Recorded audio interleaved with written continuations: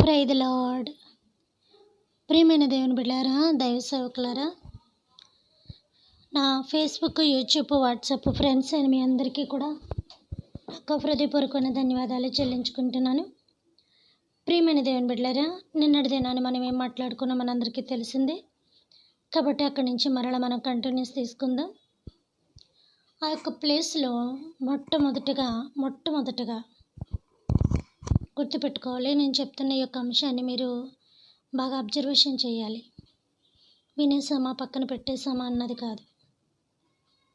వినడానికి, దేవుని యొక్క మాటలు వినడానికి ఎంతగా ఆసక్తి చూపిస్తున్న మిమ్మల్ని దేవుడు చాలా దీవిస్తాడు. నిజంగా దేవుడు చాలా ఆశీర్వదిస్తాడు. ఈ యొక్క మాటలు ఉంటున్న ప్రతి ఒక్కరి మీద కూడా దేవుని యొక్క దీవెన ఉంటుంది. ఎందుకంటే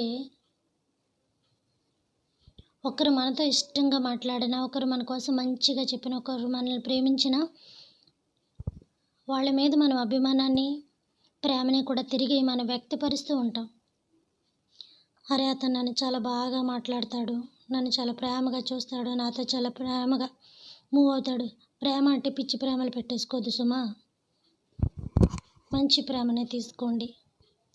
అలానే ఆమె నాతో చాలా చక్కగా ఉంటుంది, ఆమె నాతో చాలా ప్రేమగా మాట్లాడుతుంది, ఆమె నాతో చాలా ఇదిగా ఉంటుందని.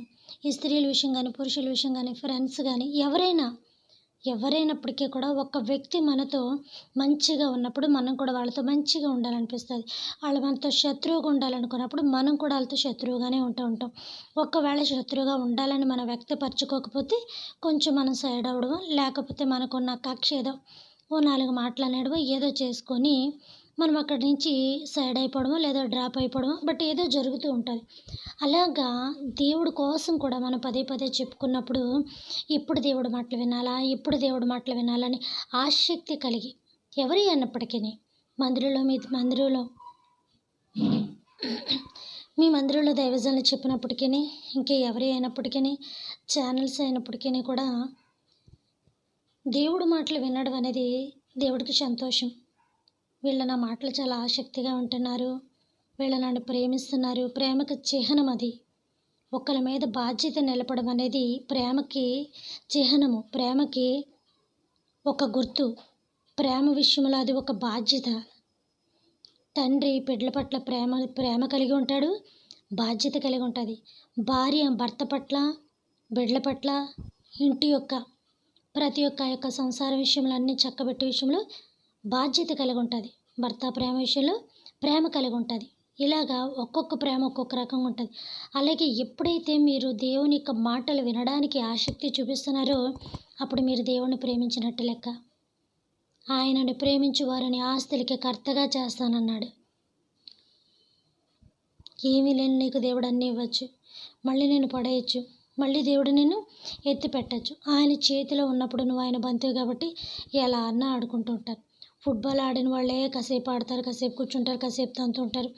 ఇక వాళ్ళ గేమ్కి ఆ బాల్ చాలా ఇంపార్టెంట్ అయి ఉంటుంది, లేకపోతే గేమ్ అవ్వదు వాళ్ళకి. ఇంకా గేమ్ కొనసాగించాలంటే బాల్ ఉండాలి. ఆ 10 మందిలో ఎలా కొడతారు, అటు సైడ్ ఇటు సైడ్ ఎలా కావాలని కొట్టేసుకుంటారు. ఎలా కొట్టుకున్నా వాళ్ళ గోల్ వాళ్ళు చేరుతారు. దానికంటే ఒక లెక్క ఉంటుంది. ఎలా పడితే అలా కొట్టేస్తే కోచ్ ఊరుకోడు కదా. కాబట్టి ప్రియమైన దేవుని బిడ్డలారా, ఆ రీతిగా ఒక్కొక్క విషయంలో ఒక్కొక్క బాధ్యత ఉంటూ ఉంటుంది. మీరు కూడా ఎంత చక్కగా దేవుని యొక్క మాటలు వింటున్నారు అంటే గనక నిజంగా దేవుని యొక్క దీవెన, ఆశీర్వాదం మీకు ఉంటుంది. దేవుడు మిమ్మల్ని దీవిస్తాడు, దేవుడు మిమ్మల్ని ఆశీర్వదిస్తాడు. నిజంగా దేవుణ్ణి ఈ క్షణాన మనస్ఫూర్తిగా మాటలు వింటే మీరు ఆయన ప్రేమిస్తున్నట్టే, ఆయన మీద ఆసక్తి చూపిస్తున్నట్టే. ఆయన దీవెన మీ మీద కుమ్మరింపబడును గాక. అంటే దేవుడు మిమ్మల్ని ఆస్తులకి కర్తగా చెయ్యును గాక. ఆమేన్. కాబట్టి ప్రియమైన దేవుని బిడ్డలారా, ఈ యొక్క విషయంలో మనం చూసుకుంటే నిన్న మొట్టమొదటి దినాన తండ్రి తన యొక్క స్వరము నా యొక్క ప్లేస్లో వినిపించాడని చెప్పాను. కాబట్టి అక్కడ దేవుడు అన్ని అద్భుతాలు చేసుకున్నాడని చెప్పాను. క్రీస్తు కూర్చున్నప్పుడు ఆ యొక్క కార్యక్రమాలు ఏదీ జరగలేదు, కానీ ఆ కార్యక్రమాలు చేసిన తర్వాత భక్తులు అనేకమైన అద్భుతాలు ఆ ప్లేస్లో చేసిన తర్వాత క్రీస్తు వారు కూడా అక్కడే ఉండేవారు. నైట్ అన్ని కూడా నేను ఇవన్నీ చెప్పడం జరిగింది. మొట్టమొదటిగా తండ్రి తన స్వరాన్ని వినిపించిన ప్లేస్. ఇక్కడ మీరు చాలా అబ్జర్వేషన్ చేయాలి సుమా, చాలా అబ్జర్వేషన్ చేయాలి. ఇక్కడి నుంచి ముందుకి ఇంకా బాగా అబ్జర్వేషన్ చేయాలి. ఎందుకంటే నేను మళ్ళీ వెనక్కి రావడం అనేది కొంచెం కష్టంగా ఉంటుంది నాకు. కాబట్టి ప్రియమైన దేవుని బిడ్డలారా, తండ్రి తన స్వరాన్ని వినిపించిన ప్లేస్ అది. చాలా గొప్ప ప్లేస్, చాలా అద్భుతకరమైన ప్లేస్. మొట్టమొదటగా ఆయన స్వరం అక్కడే వినిపించాడు. ఇక ఎప్పుడూ ఎక్కడా వినిపించలేదు.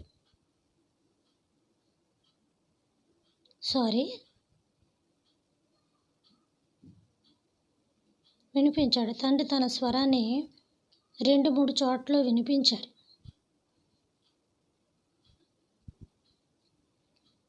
ఎక్కడెక్కడ వినిపించారు అని అనేది రేపు దినాన నేను అది ఇప్పుడు ఆ సబ్జెక్ట్ అలా వెళ్ళిపోతేమో, కాబట్టి అక్కడ అవి నేను చెప్పేసి ఆఫ్ చేస్తాను. ఆ మెసేజ్ కాదు, తండ్రి ఎక్కడ తన స్వరాన్ని వినిపించాడు అనేది నేను చెప్తాను. మొట్టమొదటిగా తండ్రి ఇక్కడ తన యొక్క స్వరాన్ని వినిపింపజేసి ఉన్నాడు. అంటే ఫస్ట్ ఇక్కడ స్టార్టింగ్ ఎక్కడ? క్రీస్తు ప్రభువారి కాలంలో, ఎక్కడ? నూతన నిబంధన కాలంలో, ఎక్కడ? క్రీస్తు సువార్త పరిచర్య చేస్తున్న కాలంలో. అంతే తప్ప పాత నిబంధనలు అని మీరు అక్కడికి వెళ్ళొద్దు. నేను ఇప్పుడు కొత్త నిబంధన కోసం మాట్లాడుతున్నాను.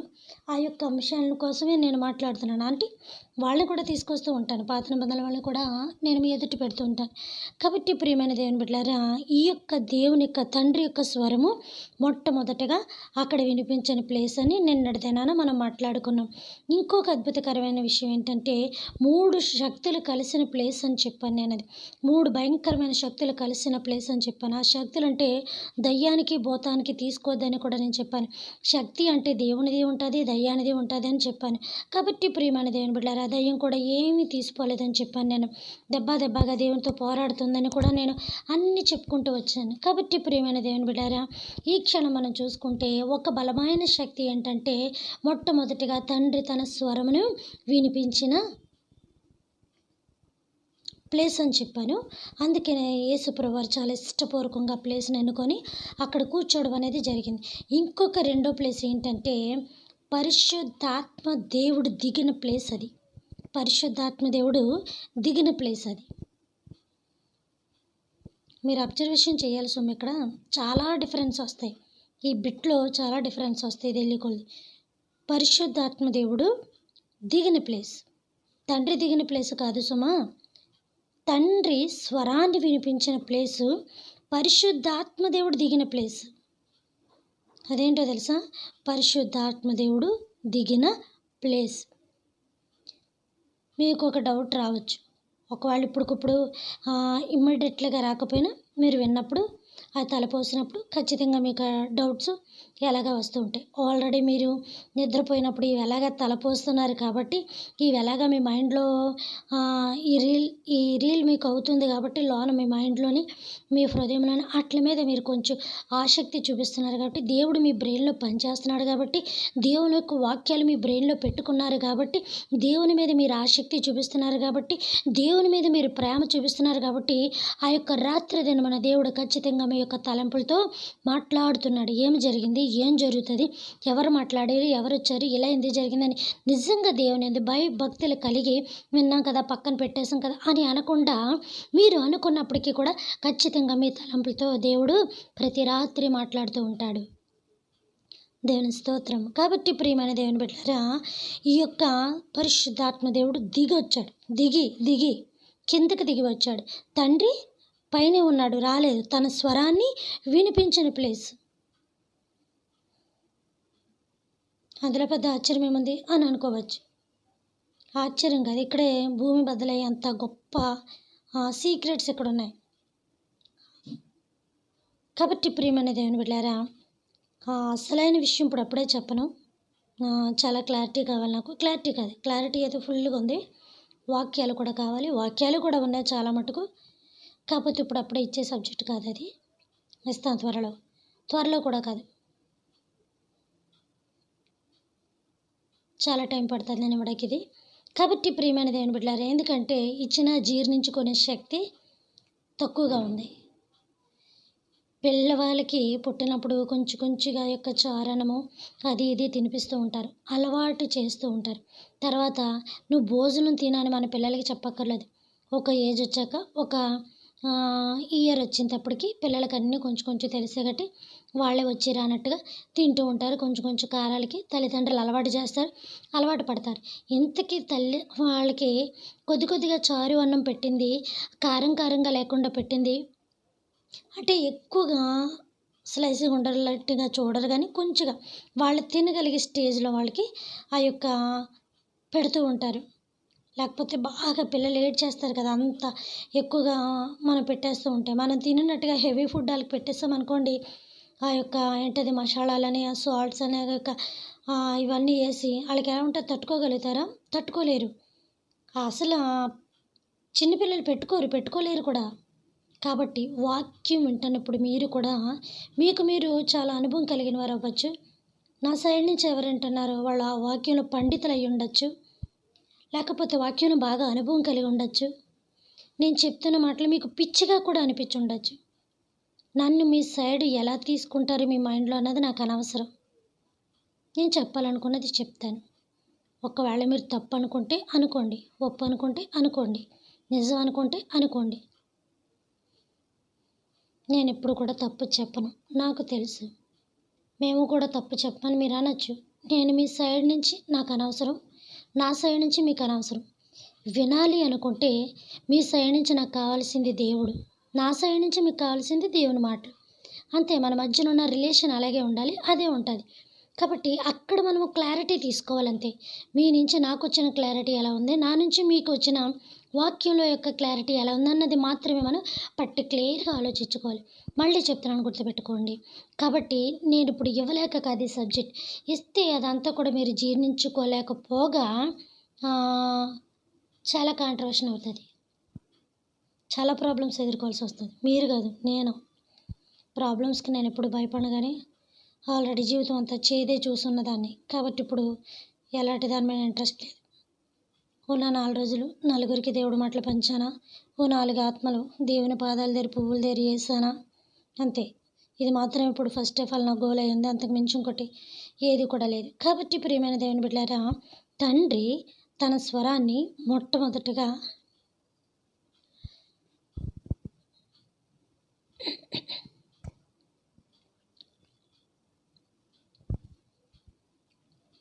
వినిపించిన ప్లేస్ అది. తర్వాత పరిశుద్ధాత్మ దేవుడు దిగి వచ్చిన ప్లేస్. ఏమని చెప్పాను ప్రియమైన దేవుని బిడ్డలారా? పరిశుద్ధాత్మ దేవుడు దిగి వచ్చిన ప్లేస్. ఇంకోటి గుర్తుపెట్టుకోండి, ఈ యొక్క ఏలియా గారి మీద కానీ, గిద్యోని మీద కానీ, ఎలీషా గారి మీద కానీ, ఆ ప్లేస్లో ఎవరు ఏ అద్భుతాలు చేశారో వాళ్ళ మీదకి దేవుని యొక్క ఆత్మ దిగి వచ్చిన ప్లేస్. ఇప్పుడు అన్నారు కదా పరిశుద్ధాత్మ దేవుడని, నేను పరిశుద్ధాత్మ దేవుడు అన్నాను. ఇక్కడ ఆత్మ దిగి వచ్చింది వీళ్ళ మీదకి అన్నాను. పైన తండ్రి స్వరము వినిపించాడు అని చెప్పాను, కిందకి పరిశుద్ధాత్మ దేవుడు వచ్చాడని చెప్పాను. ఇన్ని డిఫరెన్స్లు ఏంటి, ఎంత తేడా ఏంటి మీకు ఇప్పుడు ఆలోచన రాకపోవచ్చు. జనరల్గా ఇప్పుడు మీరు మాటలు వినేస్తున్నారు, కానీ నైట్ అవన్నీ కూడా మీ మైండ్లో దేవుడు మళ్ళీ ఇంకోసారి వస్తాడు. కాబట్టి ప్రియమైన దేవుని బిడ్డలారా, అందుకే అన్నాను, బాగా అబ్జర్వేషన్ చేయండి. ప్రతి దానికి ఒక్కొక్క దానికి తండ్రి ఇప్పుడు ఎక్కడ స్వరం వినిపించాడు, కుమారుడేంటి, పరిశుద్ధాత్మ దేవుడేంటి, ఆత్మ ఏంటి, మొత్తం ఇవన్నీ కూడా బయటకు వస్తూనే ఉంటాయి. కాబట్టి ప్రియమైన దేవుని బిడ్డలారా, అందుకే అన్నాను, మీరు బైబిల్ చదువుతుండండి, ఫుల్ క్లారిటీ వచ్చేస్తుంది మీకు అని చెప్తున్నాను. అంటే ఇక్కడ దేవుని యొక్క కార్యక్రమాలు ఎన్ని జరిగాయి, ఎంత బలంగా జరిగాయి. తండ్రి స్వరాన్ని వినిపించాడు. ఇక ఆయన సృష్టికే మూలకర్త అయి ఉన్నాడు. సృష్టికి మూలకర్త ఉన్నాడంటే మీరు వేరేగా ఇంకొక అతను ఊహించుకుంటున్నారేమో. సరే, ప్రస్తుతానికి మీ ఊహలు మీకు అలాగే పెట్టుకోండి, అన్నట్లకి క్లారిటీ వస్తుంది కొంతకాలం అయిన తర్వాత. కాబట్టి పరిశుద్ధాత్మ దేవుడది దిగి వచ్చిన అద్భుతకరమైన ప్లేస్. ఆ ప్లేస్కి అంత వాల్యూ ఉంది, ఆ ప్లేస్కి ఒక అద్భుతం ఉంది, ఆ ప్లేస్కి ఒక ఆశ్చర్యం ఉంది. మహాశక్తులు ఎదిగిన ప్లేస్ అది. అందుకే దేవుడు ప్రతి రాత్రి వెళ్ళి అక్కడ కూర్చుంటున్నాడని అన్నాను. దేవుడు ప్రతిరోజు రాత్రి అక్కడ యేసుప్రభువారు కూర్చుంటున్నాడు. ఉదయకాలం వచ్చి తన వర్క్ తను చూసుకొని నేను 4 ఆత్మలను దేవుని దగ్గర నా తండ్రికి అప్పచెప్పానా లేదు. ఇప్పుడు నన్ను అడుగుతాడు, బాబాయ్ ఎందుకు వచ్చిన గొడవను 4 ఆత్మలు నేను పట్టుపోదాం పైకి వెళ్ళినప్పుడని ఆయన ప్రయత్నం ఆయన చేస్తున్నాడు. కొండల మీదకి గొట్ల మీదకి వెళ్ళిపోయాక వ్యభిచారిని పట్టుకోవడం, నూతి దగ్గరికి వెళ్ళిపోయాక బావి దగ్గరికి సముద్రంలోకి వెళ్ళిపోయి జాలాలను పట్టుకోవడం, ఇక్కడికి వచ్చి పన్నులు రాసి వాళ్ళు పట్టుకోవడం, ఇలాగ వెళ్ళిపోతాయి. సమర స్త్రీ ఒకరు కాదు 2 కాదు, మొత్తం నేనేదో 4 ఆత్మలు నేను ఏరుకొని వెళ్ళిపోవాలని ఆయన సువార్త పని ఆయన చేసుకుంటూ వెళ్ళిపోతున్నాను. కూర్చున్నామా, నా కాళ్ళ దగ్గరికి రావాలి, నేను సింహాసనం మీద కూర్చోవాలి, నాకు పువ్వులేసి పూజ చేయాలి, నాకు ఆ పదవి ఈ పదవి కావాలి, నేను రాజవస్త్రాలు వేసుకొని రాజకుమారులాగా వెలిగిపోవాలి. సో ఆయన రాజకుమారుడే. ఇప్పుడు గాడిద మీద వచ్చాడని రెండోసారి గాడిద మీద వస్తాడనుకోది సుమా. అక్కడ కూడా దేవుడు చాలా క్లారిటీ ఇచ్చాడు. ఇప్పుడు గాడిద మీద వచ్చానని వెర్రివాళ్ళ కనబడుతున్నట్టున్నాను. కొరడా పట్టుకొని గుర్రం ఎక్కి వచ్చిన తర్వాత తోలు తీయక తప్పదు అని కూడా మనం చదువుతున్నాం ప్రకటనలో. ఇటు ఆ మాట ఆయన ఇచ్చాడు, ఇటు ఈ మాట ఆయన ఇచ్చాడు. కాబట్టి ఈ మాటలు మాత్రమే నేను చెప్తున్నాను. నా మాటల్లోని దేవుడు మాత్రమే తీసుకోండి, నేను చెప్తున్న దాన్ని నన్ను తీసుకోవద్దు. కాబట్టి ప్రియమైన దేవుని బిడ్డలారా, దేవుడు ఘనకార్యములు చేయవాడు. అద్భుతకరంగా 3 శక్తులు, ఎంత బలమైన శక్తులు కలుసుకున్న ప్లేసు. భూమండలం ముక్కలు ముక్కలు అయిపోతాయి. ఆయన కన్నురెప్ప వేసే టైంకి ఒక భూమండలం బాంబు పేలితే ఎలా తొణుకులు రాయి అయిపోతుంటుందో, ఆ యొక్క చూడండి కోరేని పేల్చాలనుకున్నప్పుడు, ఆ యొక్క స్టోన్ని పేల్చాలనుకున్నప్పుడు దానికి ఒక పెద్ద రంధ్రం మిషన్ ద్వారా చేసి పెద్దది దాన్ని పగలగొట్టగలిగిన స్టామినా కలిగిన ఒక పెద్ద బాంబు అందులో పెట్టి, అంత పవర్ఫుల్ బాంబు పెట్టి దాన్ని పేల్చుతారు. అప్పుడు ఏమవుతుంది, ఆ బండ అంతా తొణుకలుగా అయిపోద్ది. అలాగైనా కన్నురెప్పపాటి నిమిషం చాలు, ఎప్పుడు రెప్పేసాడా ఎప్పుడు తీసాడో తెలియదు, భూమండలం మొత్తం మైను వలె కరిగిపోతుందని ఉంది. అది జరుగుతుంది. కాబట్టి ప్రియమైన దేవుని బిడ్డలారా, దేవుడు శక్తిమంతుడై వచ్చాడు, దేవుడు ప్రభావవంతుడై వచ్చాడు. కానీ ఆ ప్రభావం భూమి మీద చూపించలేదు, మనుషుల మీద మాత్రమే చూపించాడు. ఎందుకంటే ఆ మనుషులలో ఆ బలమైన శక్తి దేవుడు పెట్టేశాడు. కాబట్టి వీళ్ళు ఏమని చేశారు తెలుసా, భూమిని తలకిందులు చేయవారు వచ్చుచున్నారని ఆ పేరు ఆయన పెట్టుకున్నాడు. అసలు వాళ్ళకి ఆ పేరు ఎక్కడి నుంచి వచ్చింది? వాళ్ళు ఏం చేయగలరు? వాళ్ళకి ఆ శక్తి ఎక్కడుంది? మోషే భయపడలేదా? నన్ను ఫారో చంపేస్తాడేమో, బాబా నేను వెళ్ళను నన్ను చంపేస్తాడని భయపడలేదా? ఏలియా భయపడలేదు. ఇప్పుడు ఆవిడ నన్ను కత్తించుకొని కండలుగా నరికేస్తుంది యెజబెల్ రాణి అని ఏలియా భయపడలేదు. ఇంత మటుకు చాలని ఏలియా దేవుని దూషించలేదా? నేనేమైనా పెద్ద గనుడిని అనుకుంటున్నావా? నేనేమైనా హీరోని అనుకుంటున్నావా? ఇంత మటుకు నీ సేవ చేసిన చాలు, మొత్తం నలుదిశలు ఆవిడ నా కోసం జల్లెడ పట్టించేస్తుంది, నా పితరుల కన్నా నేనైనా గొప్ప. మరి అన్నీ ఏలియా చదవలేదా? తర్వాత ఈయన వెళ్ళిపోతున్నాడని ఏలియా చదవలేదా? ఒక్కొక్కరు దేవుణ్ణి తప్పడమే. దేవుణ్ణి ఎవరు కుదురు ఉంచారు? అలా నేను కుదురుంచను. నేను అన్నీ తిప్పుతూనే ఉంటాను, ఆయన్ని అన్నీ తిప్పుతాను ఉంటాను. నా జీవితంలో జరిగిన చెడులు అన్నీ తిప్పుతాను ఉంటాను, మంచులన్నీ తిప్పుతూ ఉంటాను. ఏ చెడు జరిగినా ఆయనే కారణం, ఏ మంచి జరిగినా ఆయనే కారణం. ఎందుకంటే నేను ఎందుకు కారణం అమ్మ, నువ్వు నా మీద పడుతున్నావని ఆయన అనొచ్చు. నేను ఆయన్నే అంటాను. ఎందుకంటే నువ్వు కూర్చుండుట, నువ్వు లేచుట, నీ నడక, నీ పడక సమస్తము అవశ్యమై ఉన్నవి అని బైబిల్లో ఉంది కదా. ఆ వచనాలు ఎత్తిపెట్టి ఆయన నేను కూడా ఎలకలాగా కానిస్తూ ఉంటాను. కాబట్టి ప్రియమైన దేవుని బిడ్డలారా, దేవుని విషయంలో మనం ఎంత జాగ్రత్తగా పరిశీలన చేయాలి. పరిశీలన ఎప్పుడైతే మనం చేయగలుగుతామో, ఒక డబ్బు మీద నువ్వు ఎంత ఇంట్రెస్ట్ చూపిస్తావో, నీ బీరువాలో ఉన్న డబ్బుల మీద, నీ బ్యాంకులో ఉన్న డబ్బుల మీద, నీ ఒంటి మీద ఉన్న నగల మీద, నీ ఇంట్లో ఉన్న చీరల మీద ఎంత ఆసక్తి మనం చూపిస్తే వాటి మీద జాగ్రత్త కలిగి ఉంటామో, దేవుని యొక్క వాక్యం విషయంలో కూడా అంతే జాగ్రత్త కలిగి ఉండాలి. తెలుసుకోవాలి. కాబట్టి ప్రియమైన దేవుని బిడ్డలారా, 3 శక్తులు కలిసిన భయంకరమైన ప్లేస్ అన్నది చెప్పాను నేను. చాలా శక్తి, దేవుని యొక్క శక్తి మనుషుల్లో నింపేశాడు. కాబట్టి వీళ్ళు అద్భుతాలు చేసేశారు, కాబట్టి వీళ్ళు సముద్రం పగలగొట్టేశారు, కాబట్టి వీళ్ళ రథాల మీద వెళ్ళిపోయారు, కాబట్టి వీళ్ళు ఆ యొక్క పట్టుకోగానే 3000 మంది మొత్తం మందసాన్ని పట్టుకోగానే ఎద్దుల బండి అలా తొణికిందని పట్టుకున్నారు. అంతే, గోతులో పడిందని ఎద్దుల బండి పట్టుకున్నారు. ఆయన పేరేంటి రావట్లేదు. నన్ను ముట్టుకోవడానికి నీకు ఎంత ధైర్యం రా బాబు అని మొత్తం అందరినీ కాల్చిపడేశాడు దేవుడు. అక్కడ లేపడేశాడు. నన్ను చూసిన ఏ నరుడు బ్రతకడు అని అన్నట్టుగా ఆయన ఎక్కడి నుంచి ఎక్కడికి వచ్చాడో తెలుసా? అసలు ఎక్కడి నుంచి ఎక్కడికి వచ్చాడో తెలుసా? యెహోషువ ఏం పట్టుకొని దాటుతున్నాడో తెలుసా? ఆ బలమైన శక్తులు కలిసి నా యొక్క అద్భుతకరమైన ప్లేస్ ఏంటో తెలుసా? అసలు యేసుప్రభువారు అక్కడ ఎందుకు కూర్చున్నారో తెలుసా? సరే, ఇవన్నీ కూడా రేపు దినాన్ని మనం మాట్లాడుకుందాం. పరలోకమందున్న మా తండ్రి, మీ నామము పరిశుద్ధపరచబడును గాక, మీ రాజ్యం వచ్చును గాక, మీ చిత్తము పరలోకమందున నెరవేరినట్లు భూమి యందును నెరవేరును గాక. మనదైన ఆహారం నేడు మాకు దయచేయమయ్యా. మా యొక్క బోనసుల అపరాధములను మేము క్షమించిన ప్రకారము మా అపరాధములను మీరును క్షమించండి తండ్రి. మమ్మల్ని శోధన నుంచి ఎకాకిడిని తప్పించమని ఆయన రాజ్యము, శక్తి, మహిమ నిరంతరం మీరే నారు తండ్రి. ఆమేన్. దేవుడు మనందరినీ దీవించి ఆశీర్వదించును గాక. Good night.